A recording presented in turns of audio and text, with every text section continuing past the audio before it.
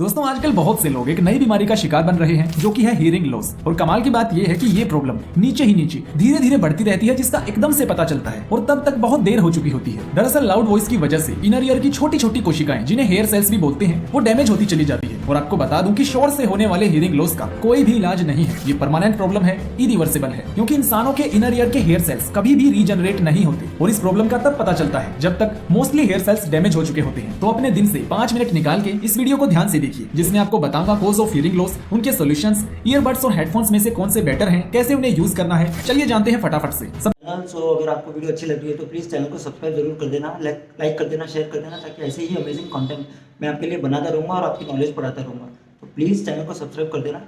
Thank you. सबसे पहली बात यह है कि साउंड को डेसिबल्स में मापा जाता है और हमारे कानों के लिए 85 डेसिबल तक सुनना सेफ है। उसके जितना ऊपर जाएंगे कानों के लिए खतरा उतना ही बढ़ता चला जाएगा। अगर एग्जांपल के लिए बताऊं तो जब दो लोग किसी की चुगली करते हैं या फिर फुसफुसा के बात करते हैं तो वो आवाज अप्रोक्स 20 डेसिबल की होती है, जबकि किसी रॉकेट लॉन्च या फिर बंदूक से निकली गोली की आवाज करीब 120 से 30 डेसिबल तक पहुंच जाती है, जो कि ऑब्वियसली बहुत ज्यादा है और हमारे कानों के लिए तो बिल्कुल भी सेफ नहीं है। अब अगर इसे कंपेयर करें मोबाइल से, तो जब हम ईयरफोन्स लगा के म्यूजिक की वॉल्यूम को फुल कर देते हैं तो वो लेवल करीब 110 डेसिबल तक पहुंच जाता है। अब इसके रिजल्ट्स कैसे होंगे उसका अंदाजा आप खुद ही लगा सकते हैं। और इस तरह का लाउड म्यूजिक अगर आप हर रोज ज्यादा देर तक सुनेंगे तो इसका आपके कानों पे बहुत बुरा असर होगा, जिससे आपके सुनने की शक्ति धीरे धीरे कम होती चली जाएगी। और ये बात मैं आपको पहले ही बता चुका हूँ कि हियरिंग लॉस का कोई भी इलाज नहीं है। इसके अलावा ज्यादा टाइट ईयरफोन्स यूज करने से हमारा इनर ईयर बाहरी हवा के कॉन्टेक्ट में नहीं रहता, जिसकी वजह से कानों में इन्फेक्शन के चांस भी बढ़ जाते हैं। साथ ही टाइट ईयरफोन से हमारे कानों में भी दर्द हो सकता है। इसी के साथ अगर आप किसी और के ईयरफोन्स यूज करते हैं और उनके कानों में किसी तरह का इन्फेक्शन है, उनको कोई बीमारी है, तो वो आपको भी लग सकती है। देखो हियरिंग लॉस के अलग अलग केस सामने आते जा रहे हैं। किसी को सडनली हियरिंग लॉस हो जाता है तो किसी को स्लो,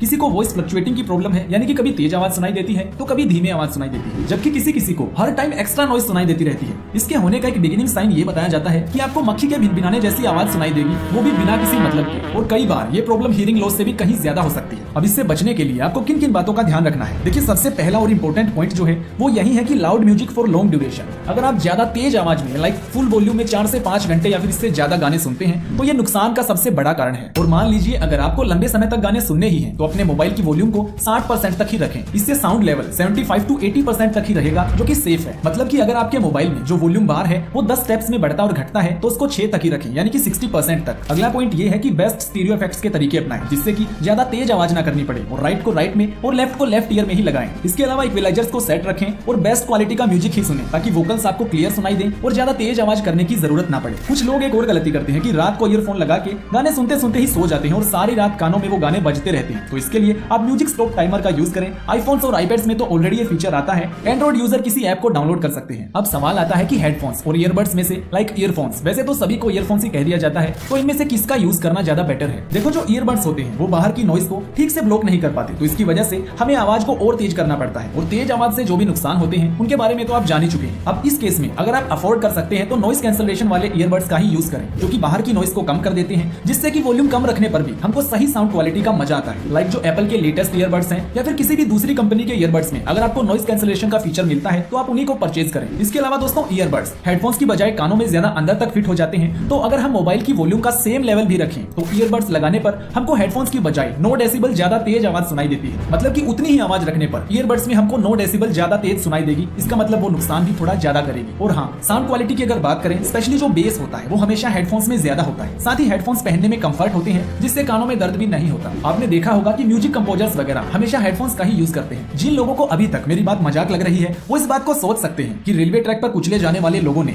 मोबाइल में कितनी तेज आवाज कर रखी होगी कि उनको ट्रेन का हॉर्न भी सुनाई नहीं दिया, जिसकी वजह से उन्हें जिंदगी से हाथ धोना पड़ा। तो यार अपने शरीर की इतनी अहम इंद्रियों में से एक यानी कि सुनने की शक्ति, अपने कानों का ध्यान रखें। वीडियो पसंद आए तो लाइक करिए और ऐसी अमेजिंग वीडियोस के लिए चैनल को सब्सक्राइब कर लीजिए। मिलते हैं आपसे अगली वीडियो में। बाय।